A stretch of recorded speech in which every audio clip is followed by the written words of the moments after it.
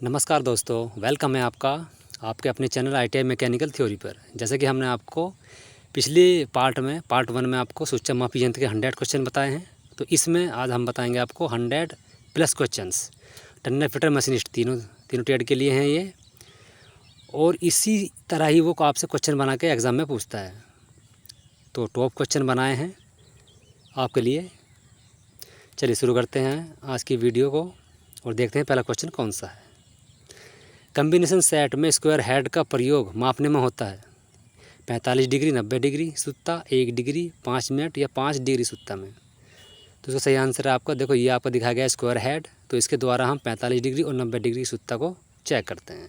Question number दूसरा, combination set में प्रोडक्टर head किस सुत्ता तक कौन मापता है 1 डिग्री, 5 मिनट, 5 सेकंड, 6 सेकंड। तो सही आंसर इसमें हमारा है आपका ए, 1 डिग्री सुत्ता। चलिए नेक्स्ट क्वेश्चन देखते हैं। स्क्रू थ्रेड माइक्रोमीटर का प्रयोग किसे मापने में करते हैं? छोटा व्यास, बड़ा व्यास, प्रभावी व्यास, चूड़ी की प्रोफाइल। तो देखो क्या चेक कर रहा है आपका चित्र में दिखाया गया है। ये चूड़ी की जो है चूड़ी माप रहा है, लेकिन प्रभावी व्यास चेक करता है। माइक्रोमीटर में तार एनविल का चयन किस पर निर्भर है? देखो चूड़ी की पिच, प्रभावी व्यास, बड़ा व्यास, चूड़ी की प्रोफाइल। क्या पूछ रहा है? तार एनविल का चयन। तो इसका आंसर रहेगा आपका चूड़ी की पिच। क्वेश्चन नंबर 5, देखो इसमें बताया गया कि चूड़ी जांच के तरीका नाम बताइए। इसमें देखो इसमें 3 तार एनविल तरीका है। एक तार एक साइड है, 2 साइड दो दूसरे साइड आपके 2 तार हैं, यानी कि 3 तार एनविल का तरीका है ये। तो सही आंसर इसमें हमारा पहला ही है, ए आंसर। छठा क्वेश्चन देखेंगे आप। माइक्रोमीटर का फ्रेम बना होता है। देखो ये फ्रेम है 0 से 25 लिखा है, वो होता है आपका फोर्ज स्टील का है। इसको हम डॉप फोर्ज स्टील बोलते हैं। तो ये हमारा आंसर है ए। 7वां क्वेश्चन में देखते हैं। माइक्रोमीटर के किस भाग पर आधार रेखा और विभाजन किए रहते हैं? Anvil, barrel, frame, thimble. तो सही आंसर इसमें हमारा है बैरल, बी। इसको हम बैरल बोलते हैं। तो इसी पर हमारे आधार रेखा और विभाजन किए रहते हैं। क्वेश्चन नंबर 8, माइक्रोमीटर का कौन सा भाग दोनों मिलने वाली सतह पर समान दबाव को सुनिश्चित करता है? तो ए यानी कि एनविल, क्योंकि इसमें आपका रेचेट नहीं है, तो आंसर रहेगा एनविल।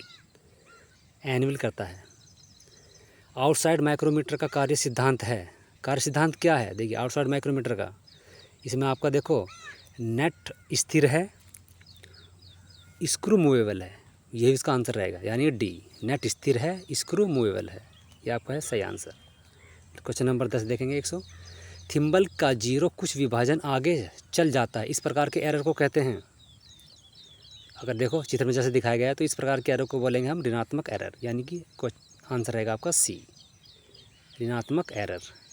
डिजिटल माइक्रोमीटर की शुद्धता होती है, डिजिटल की देखो होती है आपकी 0.001 mm, यानी कि 1 माइक्रोन तक इसे हम चेक कर सकते हैं। तो आंसर है सी आपका। अगला देखेंगे। स्क्रू रोड का पिच व्यास जानने के लिए कौन सा माइक्रोमीटर प्रयोग करते हैं? स्क्रू रोड का, स्क्रू कहाँ पर आ रहा है? देखो डी पे आ रहा है। स्क्रू थ्रेड माइक्रोमीटर का इस्तेमाल करते हैं। ये हमारा है स्क्रू थ्रेड माइक्रोमीटर। तो ये हमारा सही आंसर है। डेप्थ माइक्रोमीटर का प्रयोग करते हैं। देखो इस तरह डेप्थ माइक्रोमीटर होता है आपका, ये सब पार्ट दिखाए गए हैं। तो इसका प्रयोग करते हैं हम अंधे छिद्र की गहराई व स्टेप चेक करने के लिए हम डेप्थ माइक्रोमीटर का इस्तेमाल करते हैं, यानी कि सी आंसर है। आगे देखेंगे। मापन के लिए आधार तापमान क्या है? 10 डिग्री, 15 डिग्री, 20 डिग्री, 25 डिग्री। तो 20 डिग्री है ये। तो इसका सही आंसर रहेगा आपका सी, 20 डिग्री। 15 देखेंगे question. Lever type dial test indicator का कार्य किस पर आधारित है? देखो यहाँ पर आपका लीवर टाइप दिखाया गया, तो ये आपका लीवर है, तो लीवर और स्क्रॉल मैकेनिज्म पर ही आधारित होता है, यानी कि राइट आंसर है बी, बी सही आंसर रहेगा इसमें। 16 क्वेश्चन देखेंगे। प्लिंजर टाइप डायल टेस्ट इंडिकेटर का कार्य किस पर आधारित है? यह है प्लिंजर टाइप। तो प्लिंजर में क्या होता है आपका रैक और पिनियन मैकेनिज्म इसमें यूज होता है। तो ये आपका सी आंसर है। नेक्स्ट क्वेश्चन देखते हैं इसमें क्या आता है। नेक्स्ट आपका डायल टेस्ट इंडिकेटर का कार्य सिद्धांत है। क्या का कार्य सिद्धांत होता है इसका? रेखीय गति को चक्रीय गति में परिवर्तित करता है। बस यही है आपका ए, रेखीय गति को चक्रीय गति में परिवर्तन करना ही इसका सिद्धांत है, यानी कि ए आंसर है। ये आपको इजी क्वेश्चन लग रहे होंगे, लेकिन इजी क्वेश्चन है नहीं है, जब एग्ज़ाम में आते हैं तब मालूम होता है। किस यंत्र का प्रयोग मापों की तुलना करने और अंतर जानने के लिए करते हैं? Micrometer, vernier caliper, dial test indicator, digital micrometer. क्या दिखाया जा रहा है आपका? Dial test indicator. तो सी इसका आंसर है आपका डायल टेस्ट इंडिकेटर। आगे देखेंगे, एजुकेशन डायल पर पॉइंटर के द्वारा आकार में छोटा बदलाव को मैग्नीफाई के लिए कौन सा उपकरण है? कौन सा दिखाया जा रहा है? ये आपका उपकरण है डायल वर्नियर कैलिपर। तो सही आंसर आपका क्या रहेगा? सी, डायल वर्नियर कैलिपर। 20 क्वेश्चन देखेंगे, सतह टेक्सचर मापने के उपकरण का नाम क्या है? क्वेश्चन नया लग रहा है ना, तो इसका आपका आंसर रहेगा, देखो, मैकेनिकल सरफेस इंडिकेटर से हम सतह स्ट्रक्चर मापते हैं। तो आंसर आपका डी। डिजिटल वर्नियर कैलिपर की लिस्ट काउंट होती है, डिजिटल की पूछ रहा है वो, तो डिजिटल की हमेशा होती है आपकी, देखो, 0.01 mm, यानी 10 माइक्रोन तक उससे माप सकते हैं डिजिटल से। तो इसका सही आंसर रहेगा आपका ए ही है। 22 क्वेश्चन देखते हैं। 22 में क्या आता है आपका? कौन सा लघुत्तम माप वर्नियर कैलिपर से लिया जाना संभव है? लघुत्तम का मतलब होता है कम से कम क्या होता है आपका? लीस्ट काउंट, यानी कि अल्पतम माप, ए। तो राइट आंसर है इसका आपका ए। अब देखेंगे आगे क्या है इसमें। क्वेश्चन नंबर 23, मीट्रिक माइक्रोमीटर में विभाजन रेखाओं की लंबाई होती है 25, 50, 75, 100। सही आंसर क्या है? 25 होती है। तो ये आपका है, स्लीव दिखाई गई आपकी, तो इस पर कितने निशान होते हैं? 25 निशान होते हैं। 24वां, बाहरी माइक्रोमीटर की निहाई यानी कि एनविल के निर्माण में प्रयुक्त धातु कौन सी है? कौन सी होती है? एनविल के लिए होती है आपकी मिश्रित इस्पात। आंसर है आपका बी, मिश्रित स्टील एनविल के लिए हम प्रयोग करते हैं। तो राइट आंसर हमारा है बी। साइन बार के साथ जांच करते समय कौन त्रिभुज का कर्ण बनाता है? सरफेस प्लेट, साइन बार की चौड़ाई, साइन बार की लंबाई, स्लिप गेज की ऊंचाई। तो सही आंसर है हमारा साइन बार की लंबाई, यानी कि सी ही इसमें हमारा सही आंसर रहेगा। ये क्वेश्चन आपके वेरी इंपॉर्टेंट क्वेश्चन हैं। कौन सा सूचक मापी उपकरण किसी व्यास को 0.01 mm की शुद्धता तक मापने के लिए प्रयोग किया जाता है? तो राइट आंसर इसमें रहेगा, देखो, बाहरी माइक्रोमीटर। कौन सा? आउटसाइड माइक्रोमीटर, आंतरिक नहीं, बाहरी आउटसाइड माइक्रोमीटर।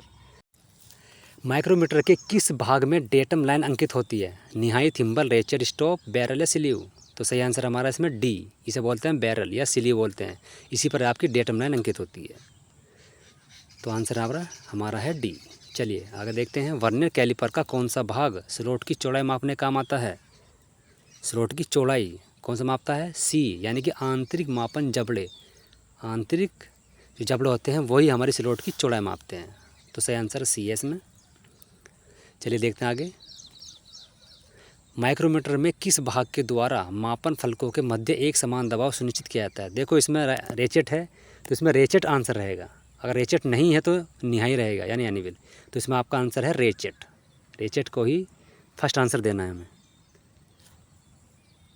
क्वेश्चन नंबर 30 देखते हैं, कौन सा उपकरण मापन को एलईडी पर प्रदर्शित करता है? एलईडी पर कौन सा दिखाता है आपका इनमें से? डिजिटल, जिसमें भी आ रहा होगा वही आंसर है, यानी कि ए, डिजिटल माइक्रोमीटर, जो एलईडी पर हमारी माप को शो करता है। किस में स्लीव अथवा थिम्बल पैमाना पठन की आवश्यकता नहीं पड़ती?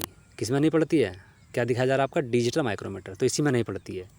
न इसमें थिम्बल पढ़ना है, न इसमें कोई पैमाना पढ़ना है, सीधी रीडिंग आती है इसमें। तो ये हमारा राइट आंसर है ए, डिजिटल माइक्रोमीटर। कौन सा उपकरण परम शून्य की व्यवस्था करने में लाभकारी है? परम शून्य जो एकदम जीरो कर देता है वो है हमारा डिजिटल माइक्रोमीटर। तो आंसर ए है। तो ये हमारा इसमें रहेगा right answer, digital micrometer. Question number देखेंगे 33, कौन से उपकरण में जीरो पैरेलैक्स त्रुटि होती है? जीरो, बिल्कुल जीरो कर देगा, कोई त्रुटि नहीं होती उसमें। तो सही आंसर हमारा है डिजिटल माइक्रोमीटर है वो भी। कौन सा आपका? Digital micrometer. ये बहुत आसान क्वेश्चन दिख रहे हैं, लेकिन यही इम्पोर्टेंट क्वेश्चन है काफ़ी। जब एग्ज़ाम में आते हैं तो घूम जाते हैं। किस उपकरण के द्वारा mm या इंच रूपांतरण आसानी से किया जा सकता है? किसके द्वारा? डिजिटल कैलिपर के द्वारा। ये डिजिटल ही है, क्योंकि डिजिटल के यही द्वारा हम mm को और इंच को आसानी से बदल सकते हैं। तो आंसर हमारा ए। यदि वर्नियर पैमाने के 50 भाग मुख्य पैमाने के 49 भाग के बराबर है तो लिस्ट काउंट क्या होगी आपकी? लिस्ट काउंट क्या होगी? देखो इस तरह निकाल देंगे तो लिस्ट काउंट निकल के आ गया हमारी सी 0.02 mm। ऐसे क्वेश्चन बहुत आते हैं एग्जाम में। किसी बाहरी माइक्रोमीटर का लिस्ट काउंट क्या होगा जिसके स्लीव में 50 भाग हों तथा स्क्रू की पिच 0.5 mm हो? तो ये माइक्रोमीटर में ये सब होता ही है, ऐसे होता है। तो इस माइक्रोमीटर की लिस्ट काउंट पूछ रहा है। लिस्ट काउंट क्या होती है आपकी? सी 0.01 mm। सीधा सीधा नहीं पूछेगा, ऐसे पूछेगा वो।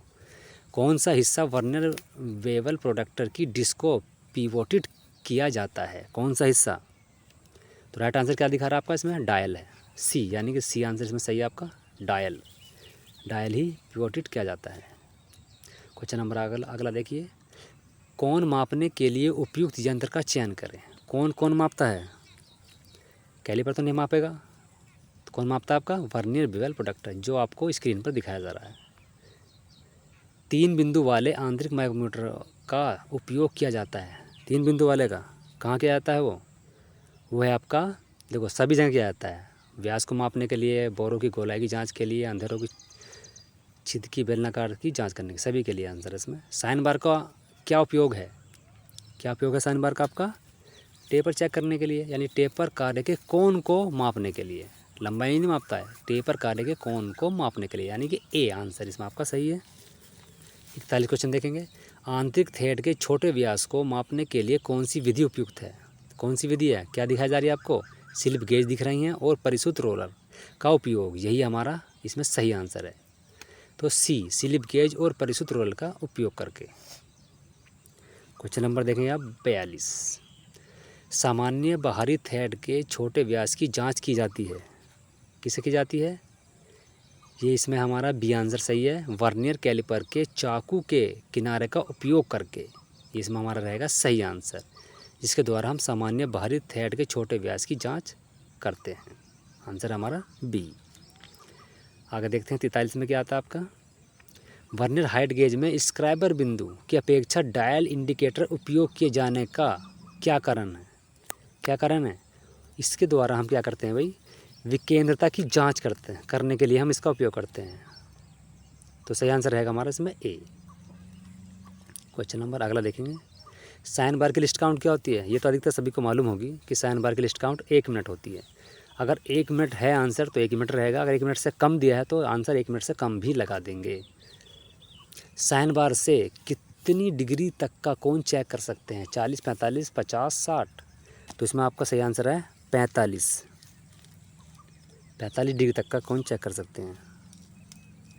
साइन बार अधिकतर प्रयोग किया जाता है 100, 200, 250, 500। तो इसमें है ए 100 mm का अधिकतर साइन बार हमारा प्रयोग किया जाता है। क्वेश्चन नंबर देखेंगे 47। साइन बार में छिद्र करने का उद्देश्य क्या है? भार कम करने के लिए, एंगल प्लेट क्लैम्प करने के लिए, अच्छी दिखावट के लिए। ए और बी दोनों है। भार कम करना भी है और एंगल प्लेट क्लैम्प करने के लिए भी हम इसी का इस्तेमाल करते हैं। किसका? आपका जो साइन बार में छिद्र होते हैं। Question number 48। साइन बार का प्रयोग करते समय डेटम सतह प्रदान करती है कौन? डेटम सतह कौन प्रदान करती है आपकी? तो सरफेस प्लेट और आपकी मार्किंग टेबल, यानी कि सी आंसर इसमें सही है। साइन बार का प्रयोग किया जाता है, कहाँ किया जाता है? मेजरिंग एंगल के लिए, मार्किंग आउट के लिए, मशीन की सेटिंग अप करने के लिए, सभी के लिए है। तो डी इसमें सही आंसर आपका, सभी के लिए। 50 क्वेश्चन देखिए आपका। साइन बार को जंग से बचाने के लिए किसका प्रयोग करते हैं? तेल, पेट्रोलियम जेली, कॉटन से साफ़ करना, किससे भी साफ़ कर दें? तो सही आंसर है हमारा इसमें बी, पेट्रोलियम जेली, जिसको हम वैसलीन भी बोलते हैं। तो इसमें हमारा बी आंसर सही है आपका, पेट्रोलियम जेली से साफ़ करते हैं।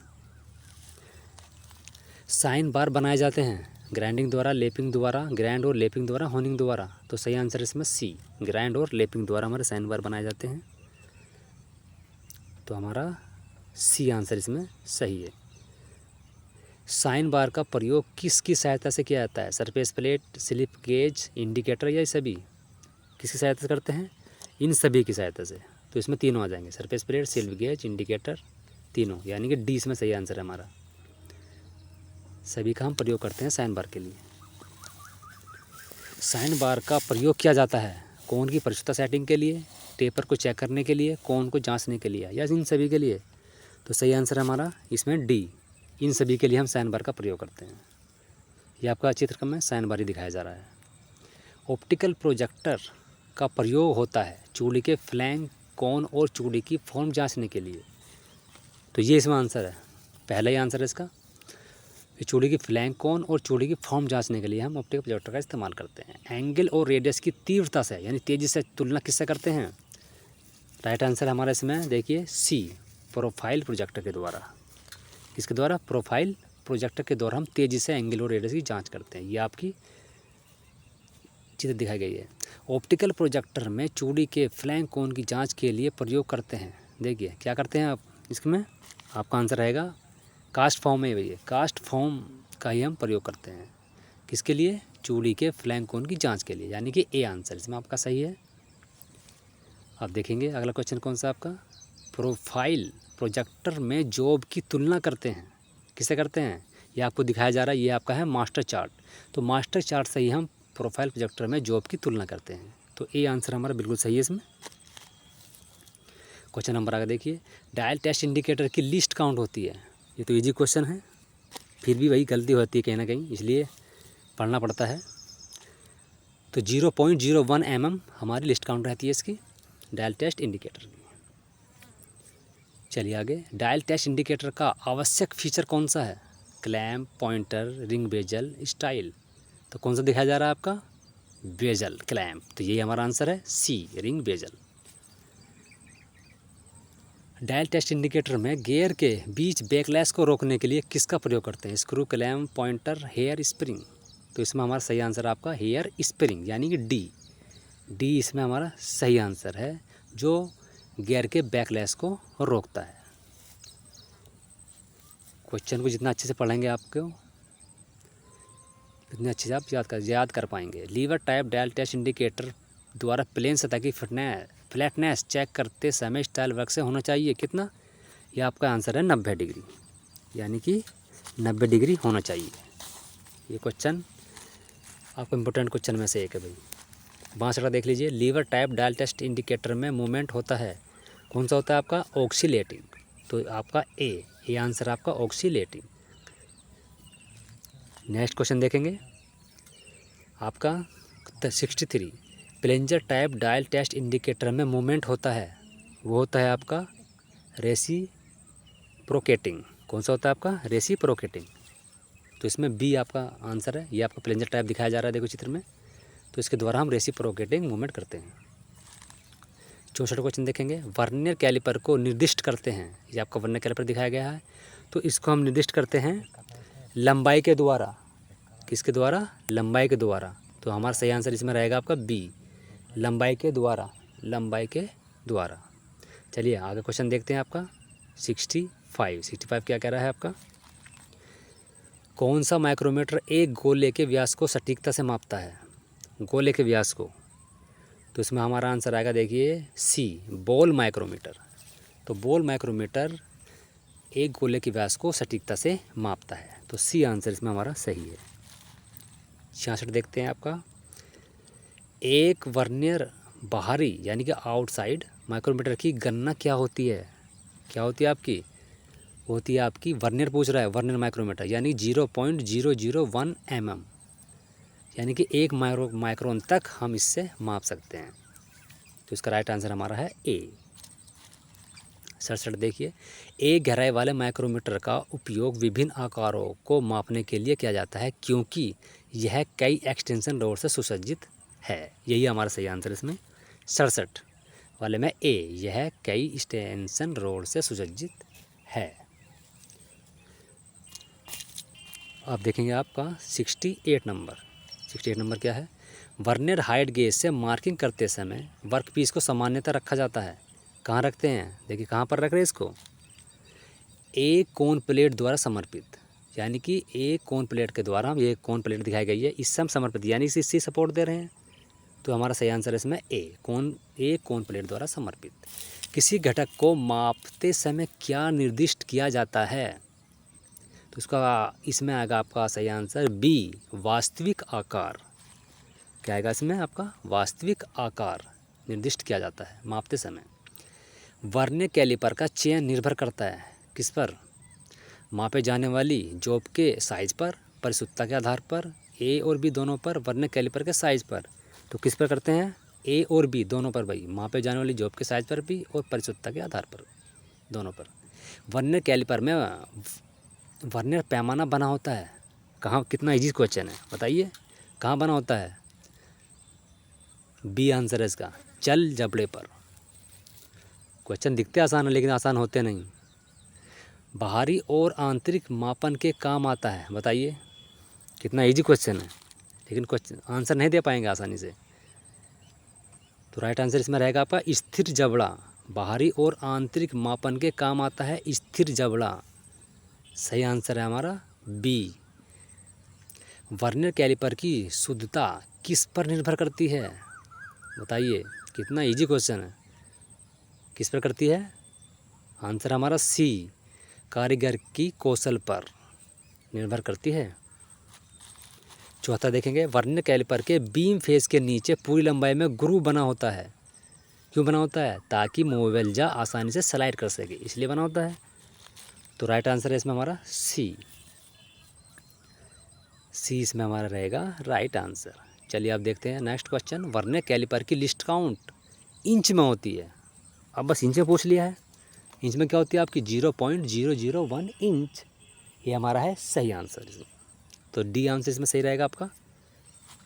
अब देखते हैं 76। वर्नियर कैलिपर के मुख्य पैमाने के 9 भाग वर्नियर पैमाने के 10 भाग के बराबर हैं। तो लिस्ट काउंट बतानी है इसमें, कितनी लिस्ट काउंट आएगी आपकी? तो राइट आंसर है इसमें हमारा 0.1 mm। 77। एक होल से दूसरे होल के बीच की दूरी मापने के लिए किसका इस्तेमाल करते हैं? किसका करते हैं? इसमें रहेगा हमारा भाई D answer, knife edge vernier caliper का इस्तेमाल करते हैं इसमें। 78 देखेंगे, गियर के दांतों की अडेंटम मोटाई चेक करने के लिए इस्तेमाल करते हैं। ये क्या दिखाया जा रहा है आपका? ये दिखाया जा रहा है आपका 78, ये आपका गियर टूथ वर्नियर कैलिपर। इसके हमने एक अलग से क्लास भी पढ़ाई है आपको। वर्नियर माइक्रोमीटर बना होता है, किससे बना होता है? ये सब सभी जानते हैं अधिकतर, एनवार स्टील का बना होता है ये। तो 20 में हमारा है सही आंसर है एनवार स्टील। चलिए, माइक्रोमीटर स्पेसिफाइड किया जाता है किससे? लंबाई से, शुद्धता से, फ्रेम से, रेंज से। तो डी आंसर है इसमें, रेंज के आधार पर स्पेसिफाइड किया जाता है हमारा माइक्रोमीटर। चलिए आगे देखते हैं। मीट्रिक आउटसाइड माइक्रोमीटर का एनविल उभरा हुआ होता है। जो एनविल है वो कितना उभरा होता है? 5, 2, 3, 4। तो इसमें है सी आंसर, यानी कि 3 mm उभरा हुआ होता है। माइक्रोमीटर की एरर कितने प्रकार की होती है? 4, 2, 1, 3। तो कितनी दिखाई जा रही हैं? 9, 0, पॉजिटिव और नेगेटिव, यानी कि 3 प्रकार की होती हैं भैया। इसमें आपका डी आंसर सही है। नेक्स्ट क्वेश्चन देखेंगे। नेक्स्ट में क्या आता है आपका 83। माइक्रोमीटर की जब थिम्बल तथा डेटम की लाइन एक लाइन में नहीं होती तो कौन सी एरर होती है? इसमें क्या है आपकी एक लाइन में नहीं है, तो एक लाइन में नहीं है तो कौन सी होती है वो? Zero error. जीरो एरर में हमेशा ऊपर या नीचे रहेगी, यानी एक लाइन में नहीं रहेगी, डेटम लाइन और थिम्बल की जीरो। तो ये आपका जीरो एरर इसमें सही आंसर रहेगा। माइक्रोमीटर का जब थिम्बल का जीरो स्लीव की डेटम लाइन के पीछे रह जाता है, देखो इसमें पीछे दिखाया जा रहा है, जब पीछे रहता है तब रहती है आपकी पॉजिटिव जीरो एरर। ये अच्छे से याद करना है, पेपर में बहुत कन्फ्यूजन करते हैं क्वेश्चन ये कि आगे है तो क्या है, पीछे है तो क्या है। इसको अच्छे से हमें रेफर कर लेना अच्छे से। माइक्रोमीटर का जब थिम्बल का जीरो स्लीव की डेटम लाइन के ऊपर, देखो अब ऊपर जा रहा है, तो ऊपर है तो क्या है, अब क्या दिखाया जा रहा है ऊपर चित्र में भी? क्या दिखाया जा रहा है आपका? Negative zero error. अगर ऊपर है तो होगा आपका निगेटिव जीरो एरर, यानी कि निगेटिव एरर। Answer B. इसमें देखो बी लिख दिया है मैंने दोनों जगह, ए और बी, लेकिन बी वाला इसमें सही आंसर आपका। क्वेश्चन नंबर है 86। जब माइक्रोमीटर के दोनों मापने वाले फेस आपस में मिल जाते हैं और स्लीव की डेटम लाइन और थिम्बल की जीरो एक ही लाइन में होती है, तब कौन सा होता है? तब तो नो जीरो एरर है। बिल्कुल, देखो जब जीरो से जीरो मिल रही है तो आंसर रहेगा नो जीरो एरर। अब देखते हैं 87, स्क्रू थ्रेड माइक्रोमीटर का प्रयोग करते हैं। स्क्रू थ्रेड माइक्रोमीटर का कहाँ करते हैं, देखो प्रभावी व्यास चेक करने के लिए, जिसको हम पिच डाई बोलते हैं। तो इसका इस्तेमाल होता है प्रभावी व्यास चेक करने के लिए, या पिच डायमीटर चेक करने के लिए, या इफेक्टिव डायमीटर चेक करने के लिए। पाइप की थिकनेस चेक करने के लिए किस माइक्रोमीटर का इस्तेमाल करते हैं, देखो ये एक माइक्रोमीटर दिखाया गया है आपको। ये आपका कौन सा माइक्रोमीटर है, ये आपका है ट्यूब माइक्रोमीटर। तो पाइप की थिकनेस चेक करने के लिए हम ट्यूब माइक्रोमीटर का इस्तेमाल करते हैं।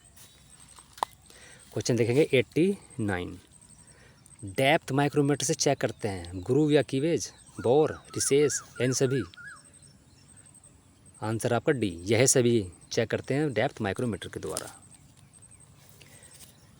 अब देखते हैं क्वेश्चन आपका 190, तो इसमें सही आंसर रहेगा आपका सभी, ये तीनों ही चेक करते हैं डेप्थ माइक्रोमीटर से। चलिए 90 देख लेते हैं। फ्लैंज माइक्रोमीटर का उपयोग करते हैं। फ्लैंज, देखो ये फ्लैंज दिखाया जा रहा, तो गियर की कोल्डर मोटाई ये तो चेक करते ही हैं, जो के कॉलर की मोटाई, ये भी इंजन की फिन की मोटाई, तो इन सभी को हम चेक करते हैं इससे। तो इसमें आपका डी आंसर सही रहेगा। एनविल और स्पंडल अर्धगोलाकार बने होते हैं, किसके बने होते हैं, अर्धगोलाकार, वो होते हैं बॉल माइक्रोमीटर। बस याद रख लो कि अर्धगोलाकार है, गोला आ रहा ना तो बॉल समझ जाओ, बस बॉल माइक्रोमीटर, ये इसमें सही आंसर रहेगा। 92 देखेंगे। वर्नियर माइक्रोमीटर के एक वर्नियर डिवीजन का मान होता है, ये आपको क्या दिखाया जा रहा है, ये वर्नियर है, ये वर्नियर डिवीजन, तो इसमें सही आंसर रहेगा आपका 0.009 mm, यानी कि सी इसमें सही आंसर है। मीट्रिक और ब्रिटिश दोनों में एक साथ माप ले सकते हैं, और जिसे संयुक्त माइक्रोमीटर और आधुनिक माइक्रोमीटर भी कहते हैं, तो वो कौन सा आंसर है आपका 93 का, कॉम्बी माइक्रोमीटर, क्या आपका आंसर डी आंसर है, कॉम्बी माइक्रोमीटर इसमें सही आंसर रहेगा। 94 देखेंगे। वी एनविल माइक्रोमीटर द्वारा ली गई माप होती है, कितनी होती है, 2D, 3D/2, 4D, ये होती है 3D/2, वो किसकी होती है, लेकिन वो होती है व्यास की, वो पूछ लेता है 3D/2 किसकी है, व्यास की है वो। 95 देखेंगे। सभी सूचना मापी यंत्र एनवार स्टील के क्यों बने होते हैं, विस्तार का अधिक गुणांक, विस्तार का कम गुणांक, जंग नहीं लगता है, इनमें से कोई नहीं, क्यों बने होते हैं, तो राइट आंसर इसमें बी, विस्तार का कम गुणांक। अगला देखेंगे क्वेश्चन। डेप्थ माइक्रोमीटर का इस्तेमाल करते हैं होल की गहराई, ग्रूव रिसेस की गहराई, प्रोजेक्शन की हाइट, या ये सभी, तो इस सभी के लिए हम डेप्थ माइक्रोमीटर का इस्तेमाल करते हैं, यानी कि डी इसमें सही आंसर है आपका। 97 देखेंगे। आंतरिक समांतर सतह के बीच की दूरी निर्धारित करता है, तो क्या दिखाया जा रहा है इसमें, कौन कर रहा है, वो आपका इनसाइड माइक्रोमीटर, तो सी इसमें आपका सही आंसर है। इनसाइड माइक्रोमीटर के द्वारा हम क्या करते हैं, आंतरिक सतह के बीच की दूरी निर्धारित करते हैं। 98 देखेंगे। 98 में क्या है, होल का डाया, सिलेंड्रिसिटी और बोर की राउंडनेस चेक करते हैं, किससे करते हैं, तो वह आपका आउटसाइड माइक्रोमीटर दिखाया गया, हब माइक्रोमीटर दिखाया, इनसाइड माइक्रोमीटर दिखाया गया, इसमें राइट आंसर रहेगा आपका डी, 3 पॉइंट माइक्रोमीटर के द्वारा हम ये सब चेक करेंगे। कंपोरेटर की तरह प्रयोग करते हैं, किसे, वह आपका इंडिकेटर माइक्रोमीटर, तो इसमें सही आंसर आपका है बी, इंडिकेटर माइक्रोमीटर। क्वेश्चन लेंगे आपका 100 हो गया, यानी 200, सो तो हम पहले करा चुके हैं। माइक्रोमीटर की एरर को दूर किया जाता है, देखो सी स्पिनर द्वारा माइक्रोमीटर के बैरल को एडजस्ट करके, थिम्बल के बीच लेगर नट को एडजस्ट करके, एनविल की स्क्रूइंग और अनस्क्रूइंग करके, तो इसमें है सही है भैया, सारे सही हैं इसमें, सभी के द्वारा हम माइक्रोमीटर की एरर को दूर करते हैं, तो इसमें राइट आंसर हमारा डी रहेगा, यानी कि यह है सभी। अब आएगा दोस्तों एक क्वेश्चन, यानी कि वर्नियर कैलिपर के बीम का एक एकीकृत हिस्सा कौन सा हिस्सा है, देखो ये कौन सा हिस्सा दिखाया जा रहा है आपका, ये वाला, तो ये आपका सही आंसर इसमें है स्थिर जबड़ा, क्योंकि स्थिर जबड़ा है ये, तो ये हमारा सही आंसर इसमें। वर्नियर कैलिपर क्या है, क्या है, एक कौन मापता है, अप्रत्यक्ष मापी है, टेलीस्कोपी मापी है, नहीं है, यानी कि परिशुद्धता मापने का यंत्र है, यानी कि सी इसमें हमारा है सही आंसर, परिशुद्धता मापी यंत्र। क्वेश्चन नंबर देखेंगे 203। चित्र में माइक्रोमीटर द्वारा क्या मापा जाता है, क्या माप रहा है इसमें भाई, जो कई बार क्वेश्चन आ चुका है इस तरह चित्र का, तो गियर के दांतों की कॉर्डल मोटाई चेक करते हैं इससे, हमारा ए आंसर इसमें सही है।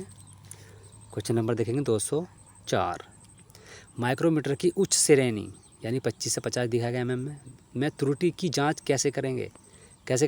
लकड़ी के टुकड़े का प्रयोग करके, टेस्ट पीस, स्टील रूल, कुछ नहीं, टेस्ट पीस के द्वारा ही हम इसका उपयोग करेंगे, चेक करते हैं। किसी भाग की लंबाई तेज़ी से जांचने के लिए कौन सा प्रयुक्त उपकरण है? कौन सा? तो डिजिटल वर्नियर कैलिपर। डिजिटल के द्वारा हम जल्दी से माप सकते हैं भाई। इसमें आपका ए आंसर सही है। इसमें क्वेश्चन नंबर 6 देखेंगे, 206। उपकरण का क्या नाम है? इसका उपकरण क्या नाम है? तो कई बार आ चुका है ये चित्र। ये आपका फ्लैंज माइक्रोमीटर, यानी 206 का आपका है सी, फ्लैंज माइक्रोमीटर इस उपकरण का नाम है। Question number 207। इस वर्नियर कैलिपर की रीडिंग क्या है?